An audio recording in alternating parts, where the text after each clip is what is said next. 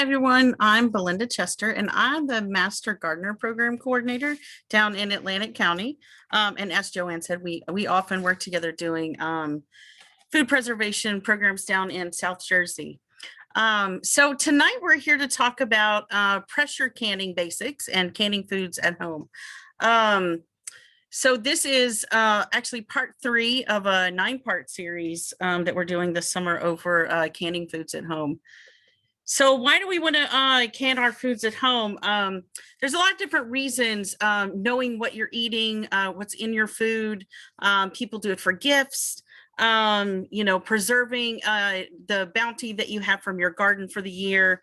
And those are just some of the reasons. But canning is a really important way to preserve food. And the main thing that we want to focus on tonight is safe ways of doing that.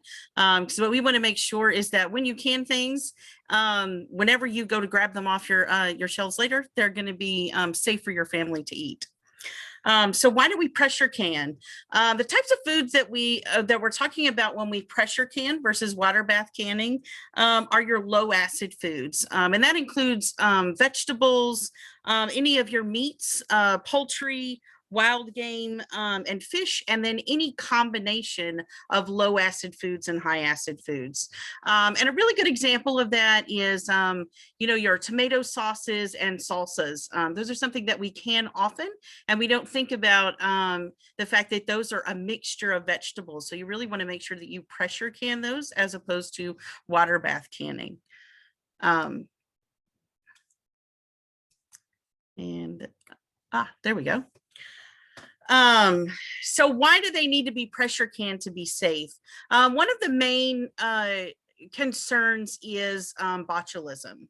And what it does is it forms a protective heat-resistant spore that grows in low oxygen conditions, which is exactly what you have whenever you're preserving foods, and why you want to make sure that you get it up to the proper temperature. The spores require higher temperatures for destruction in a reasonable period of time, usually 240 degrees or above at sea level. So basically, botulism, I know we always hear about it, so I want to talk a little bit about exactly what it is. It's a spore former, and when conditions are what we're trying to do is make conditions not favorable for it to grow. High heat, dryness. The bacteria cell forms a protective structure called a spore. To destroy the spore, it takes a higher temperature than boiling. And if the spores are not destroyed, they'll germinate and produce a toxin in the food that could actually make you sick or even cause death.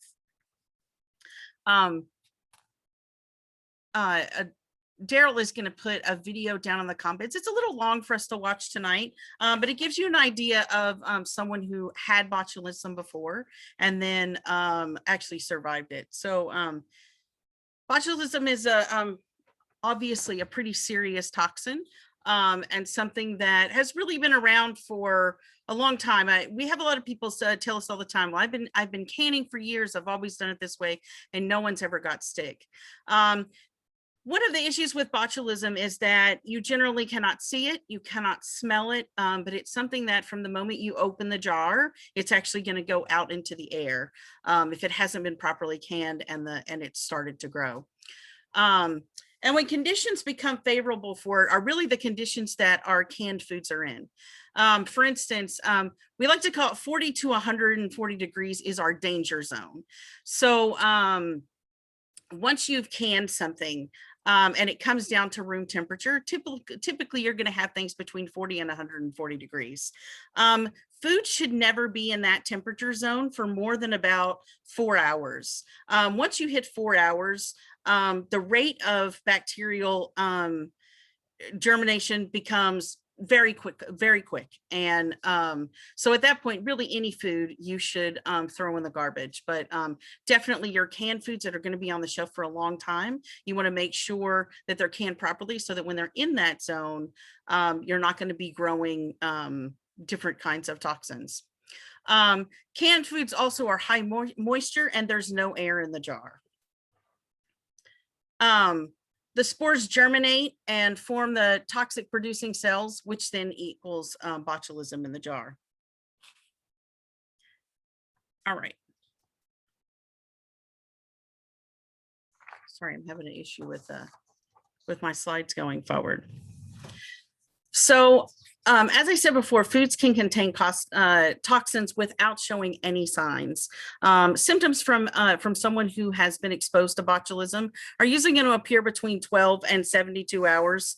And it can be anything from digestive upset, blurred double vision, difficulty swallowing, speaking, and breathing. And then, as I said, it could even lead to death. So as of 2020, in 2018, 3 people in New York City were hospitalized for an extended time after being exposed to botulism due to eating improperly water bath can jars. And according to the CDC from 1996 to 2014, there were 210 outbreaks of foodborne botulism. Of the 145 outbreaks caused by home prepared foods, 43 outbreaks or 30% were from home canned vegetables. So vegetables are one of those things that we don't think about as much. We always think of meat as being something for that you would pressure can. Vegetables are actually one of the big ones as well. In 2015, the largest botulism outbreak in 40 years killed 1 person and sickened 29 others in Ohio. That was from improperly canned potatoes that were then used in a potato salad and served at a church picnic. So just something to think about, some of the reasons why we really want to focus on making sure that we're safe when we can. All right, so how do we pressure can low acid foods at home? Pressure canners, different from a water bath canner, have a digital gauge. It indicates the pressure inside the canner. It needs to be checked for accuracy. It has a little more flexibility in altitude adjustments. And just a note, we don't think of New Jersey as being a place that needs altitude adjustments, but there are actually a few places in New Jersey that do require that. It has a dead or counterweight to close the open vent for pressurizing. And then also pressure is increased or decreased by adjusting the burner heat.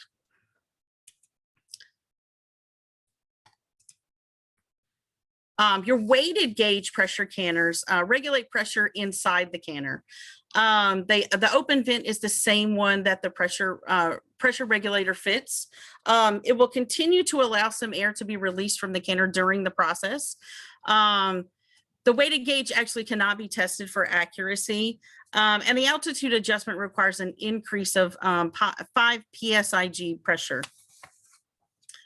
I wanted to explain a little bit about PSIG. Hold on one second. So weighted gauges are also a one piece. They're one piece. They they have a fitting for 5, 10, or 15 PSIG. Whenever you have your pressure can recipes, you're going to see how much pressure you're going to need in it. So that's where you would decide this. They do not use a dead or counterweight from a dial gauge canner, or you don't want to use the same weight from another type of cooker. You want to use the type that comes with your with the pressure canner that you're using. It's going to have a jiggle for 3 to 4 times per minute, which is one of those telltale things that we usually think of when we think of pressure canning.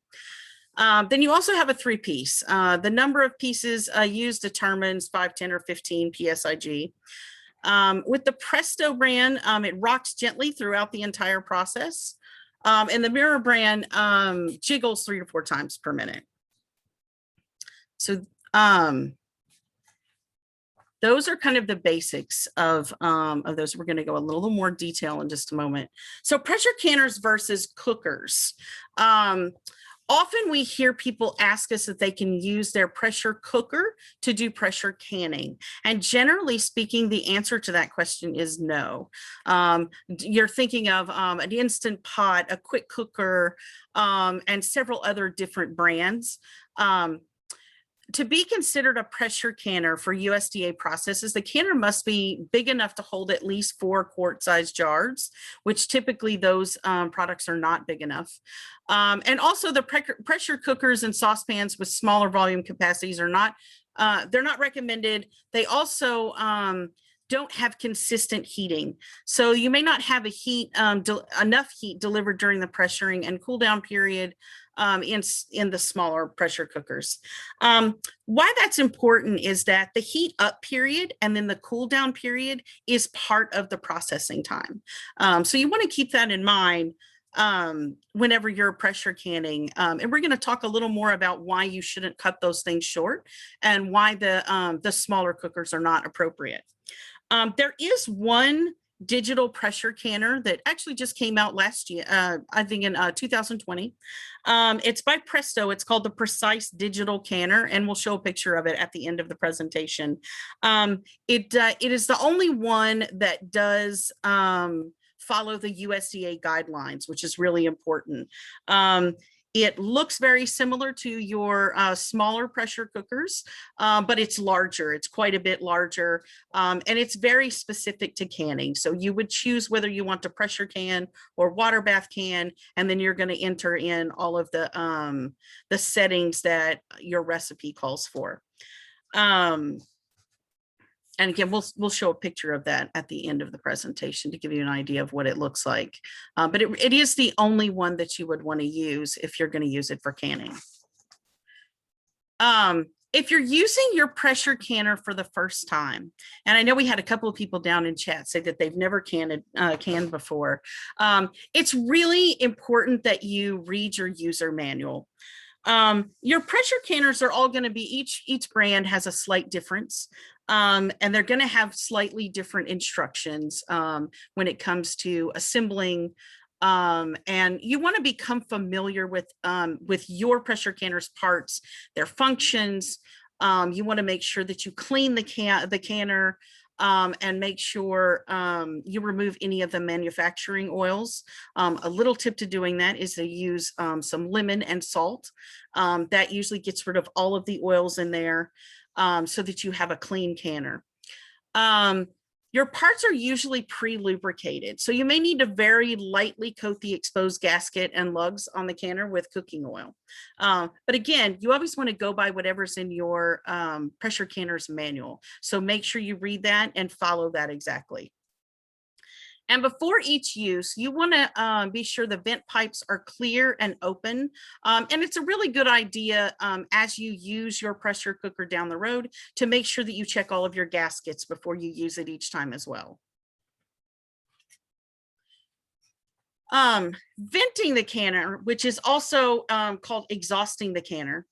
As the water boils in the canner, the empty space becomes a mixture of steam and air. And that steam and air actually has a lower temperature than pure steam. So the venting part is actually very important to make sure that you get the proper temperature throughout the processing. So the venting is going to eliminate the air so that the process takes place in that pure steam environment. The process times that you see in your recipes, and you always want to use recipes that are USDA approved recipes. The reason for that is that those recipes have actually been tested multiple times to make sure that they follow all of the safety guidelines and everything comes out safely. If you follow those recipes, you're going to have a safe canning experience. So those process times are intended only for a pure steam environment. So some manufacturers of weighted gauge canners say the venting is not necessary. And this is one place where there's a little bit of difference when it comes to USDA instructions. You want to follow the USDA instruction, which is to vent all pressure canners. It's very important to make sure that you get that pure steam environment. And without proper venting, you're going to up to 30% of the sterilizing value of a 20-minute process may be lost at 10 PSIG. I've mentioned PSIG several times, and I want to explain what that is. It's pounds per square inch in pounds per square in gauge. It's a measure of pressure. Specifically, it's a gauge pressure. And that means that it's measured with respect to the atmospheric pressure. PSIG is used in contrast to PSIA, which is pounds per square inch absolute. measured with respect to volume. So a little bit different. So whenever you see PSIG, that lets you know what we're talking about there. So when still going on venting the canner, when the steam must flow freely from the open vent port in the lid for 10 minutes prior to pressurizing. So after putting fill jars in the pressure canner, you're going to fasten your lid in place, leave the vent port open, the pipe where the weighted gauge or the dead weight will go. You're going to turn your heat on high on your stove. And then when the water boils, the steam is going to start to come out of the open vent. You want to wait till you have a full stream of steam. So not when it first starts, but give it enough time that you've got a full stream going out. And at that point, that's when you start your 10 minutes of time. And then at the end of those 10 minutes, you're going to place the weight in place to start pressurizing the canner. So it's very important that you wait until you have that full funnel of steam before you start timing your 10 minutes. Here's just a pictorial example of that. So you're going to wait. I don't know if you can see my arrow here, but you're going to place your place the hot water in the canner, place your jars in the canner on the canner rack. Then you're going to exhaust all of the air from the cooker with the vent port open right here.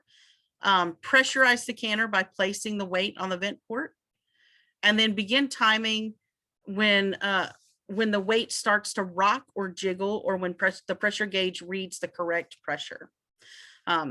So again, it's very important to start your timing once you hit the pressure, not from the time you put the weight on, but from the time you hit the pressure, or the proper pressure for the recipe that you're using.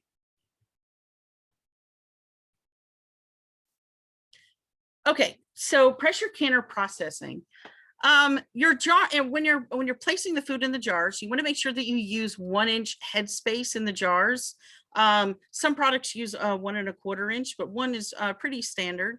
And that is basically at the bottom of your ring, where you have all the rings. It's going to be that bottom ring. You have 2 to 3 inches of water simmering or hot in the canner. For hot packed jars, you're going to have simmering water at 180 degrees. For raw packed jars, that's where you've put the raw vegetables in there, and then you've poured the warm water over it. You're going to put that in warm to hot water of 140 degrees. Hot packed means that you've actually cooked the product, and then you're putting the cooked hot product into the jars, and then you're putting it into the simmering water. You're going to place the jars on the rack in the canner, and then put the lid on the canner with the weight off or the petcock open. As I said before, exhaust the canner for 10 minutes, meaning once you've got a full funnel of steam, you're going to start timing at 10 minutes. And that's all pressure canners according to the USDA. And then you're going to close the vent. You're only going to start counting the process time when the correct pressure is reached. So if your recipe says 10 pounds of pressure, you're not going to start the timing of the processing until you reach 10 pounds of until your gauge shows 10 pounds of pressure. You do have to adjust the pressure for altitude when needed. And then at the end, you're going to turn off the heat when it's done processing.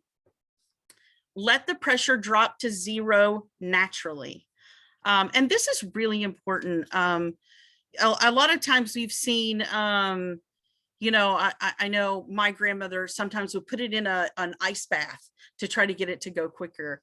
That's an absolute no-no. Remember, as I said in the beginning, the entire process starts from cooking the food all the way to a natural release. So all of that time is part of your processing. When you're coming up to heat and when you're coming back down is all part of the process. So you don't want to do anything that's going to speed that up, because if you speed that up, you will not have processed the item long enough to kill all of the spores that could be in there. So you're going to wait about 1 to 2 minutes after the pressure drops to 0 PSIG to make sure all of the pressure is gone. For some canners, check the locks on the handles. So if the locks have not been released yet, then you need to wait just a little bit longer. Remove the weight and then wait 10 minutes. And at that point, you can open the canner. You want to be very careful of steam. And we're going to talk about this in just a moment. But as you open your pot, you want to open the lid so that the lid is facing you and the steam is going to be on the other side. Because you want to be careful. You don't want to burn yourself. Remember how hot that steam is going to be coming out. So if you open your lid coming toward you, all that steam is going to come up in your face. You want to remove the jars to a padded surface or a rack and then cool them for 12 to 24 hours undisturbed. So you don't want to constantly go over and press the top to see if they have sealed yet. You want to leave them undisturbed to make sure to give them time to process and make sure that they've properly sealed. If you come to the end of that process and they have not sealed, you have to start from the beginning and completely reprocess the product.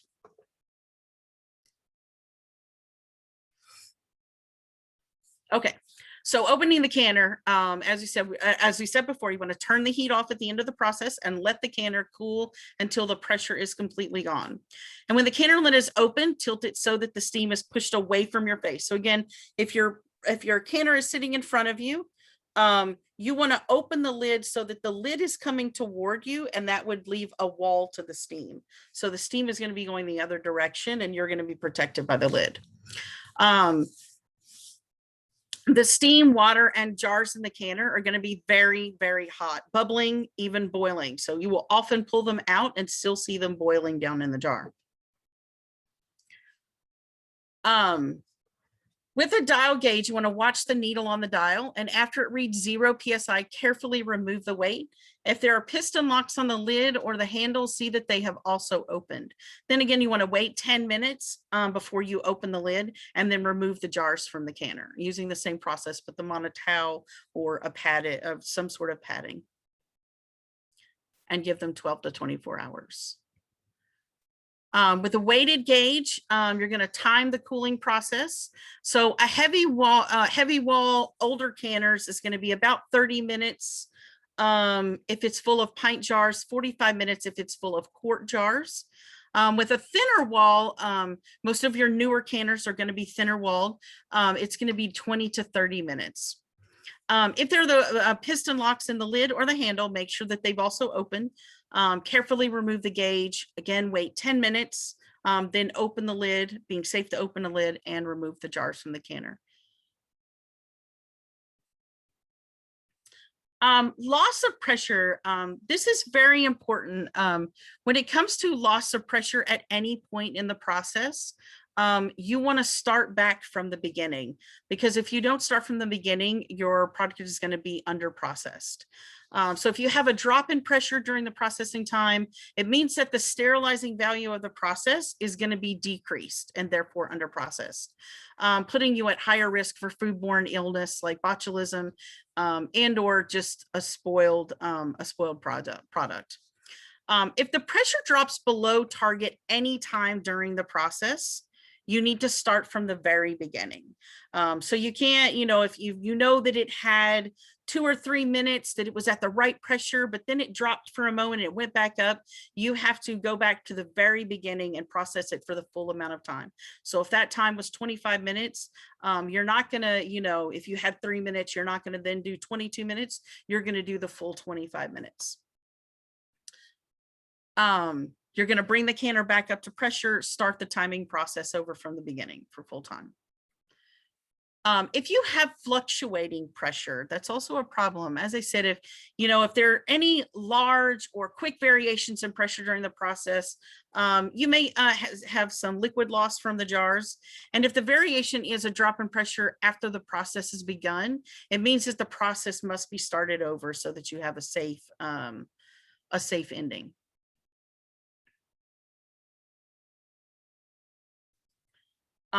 So I went into this briefly, but let's talk about force cooling your canners. There are lots of different ways that people over the years have force cooled their canners from putting cool towels on it, setting it in a sink of ice, pouring cold water over the lid, putting it where there's a cold draft. There are lots of different ways that you can do it. You never want to do anything that's going to cause it to cool faster than just the natural processing, natural air temperature. So you don't want to cover it with wet towels. Don't put it in cold air drafts, and definitely never put it in ice. There's a few things that can result in. For one, we talked about botulism. If you don't have the full processing time, then you put, your canning is at risk of developing foodborne illness, food spoilage, loss of liquid from the jars. Your seals may fail your jars may fail to completely seal. And you can also warp the lid of your canner, which is going to be quite expensive to replace. And then when storing your canner, you want to go through a few steps to make sure that your canner is ready for next time. You want to thoroughly dry your canner, specifically the lid and the gasket need to be thoroughly dried. Don't put a dial gauge lid in the water. You just want to clean that off without submersing it in water.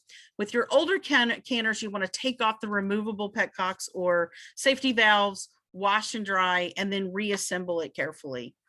You want to clean all of the openings by running a clean pipe cleaner or a thin strip of cloth through them.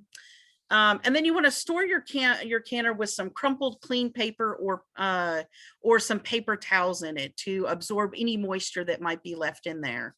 And never fasten the cover. And the reason for that is any moisture that may be trapped in there, you don't want that to mold while it's in storage.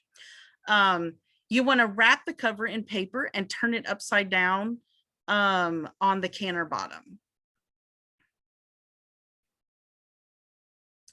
All right, testing your dial gauges. One thing you want to always make sure before you start canning, especially if you have an older canner, you want to make sure that you have your gauge tested.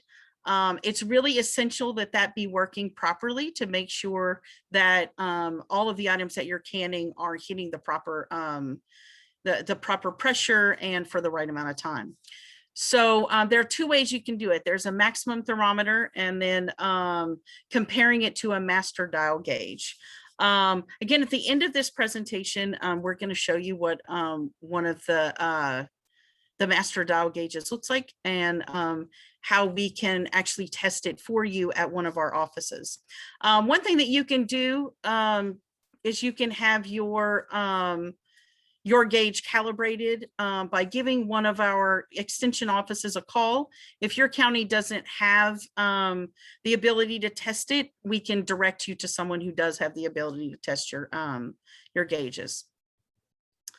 So you want no more than a 1 pound error in a 20-minute if you have even a 1 pound error in a 20-minute process, it causes over 10% decrease in sterilizing value. So that's a pretty significant decrease. A 2 pound error would actually be a 30% decrease. So you can see why it's really important that you make sure that those dials are correct. All right, I know that was a very quick run through on pressure canning. So I'm going to open it up to questions. And then also we're going to show you a couple of things up on the screen. The first thing I'm going to show you is the digital pressure canner. As I said, there's only one that follows the USDA rules. So this is the only one that we're aware of that would actually be safe for pressure canning at this point.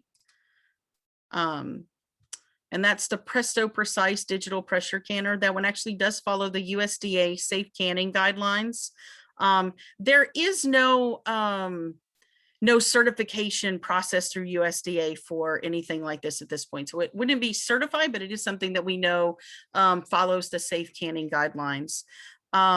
One of the things, so this looks very similar to your smaller pressure canners, except it's about the size of your large pressure canning pot. It's going to fit 5 quarts or 10 half pints or 8 pints. You know, you can see down here. I don't know. We could. I don't know if we could put this down in the chat or something, but if you look up precise digital pressure canner, there's a little more information online. And a few reviews of it. This is not something I've used, so I can just tell you what's written here, but it is the only one that is actually following the guidelines. This can be used for both water, boiling water canning, and also for pressure canning. I don't think it could be used for anything else. So it's going to take about the same amount of space that you would a pressure canner, but you're not going to use it on your stove. So very convenient for those who are looking for something that is, you can digitally time it. You don't have to watch it. It's something that's going to, you know, go through all of the steps on its own, including coming, you know, naturally releasing, and then you can pull out the jars. And then I'm going to turn it over to Daryl to talk about our regular pressure canner. Thanks, Belinda. That was really good. I just want to, I brought from my, let's see, is it pixelating here? I need to back up. Here we go. Better. Ah, there it is. Yeah. There it is. Okay, so I have my from my office heavy. It is heavy. These are heavy pots, thick walls, much heavier than your water bath canner. So it's a heavy pressure canner. It has a rack in the bottom. It actually has 2 racks. If you were in a pressure canner, you can stack pint jars, so you can get twice as many in if the canner is deep enough. One of the things that Belinda mentioned is you're going to want to make sure you read the instructions that come with a canner. If you've inherited a canner or you get one from a friend, Google the manufacturer and see if you can get the directions online. It's really important to be able to follow the directions. This canner is a weighted gauge canner. As she talked about, it has this weight on the end. It has 5, 10, 15 pounds of pressure. The dial gauge and the weighted gauge work equally well. The good thing about this is it never needs to be calibrated. You know it's always accurate because this weight doesn't change. It goes on top of this vent pipe, and all canners have safety features. This is a little, in this case, it's gray plug, and they're designed so if the pressure builds up in the canner too high, the vent plug will pop and steam will come out of that, plus it will come out of here, and the canner can't explode. Horror stories from people back in the 20s or 30s with canners exploding. Modern day canners all have safety features built right into them. And then this canner, let me pull over my canner. Get the right angle here. Kind of. All right, so this canner twists on to lock. And when it's at pressure, there's a mechanism in the handle that keeps it from opening. The other thing is she talked about this has a rubber, or some of the modern ones might use silicone gasket. It should be flexible, not dried out. It is replaceable as long as the manufacturer is still in business.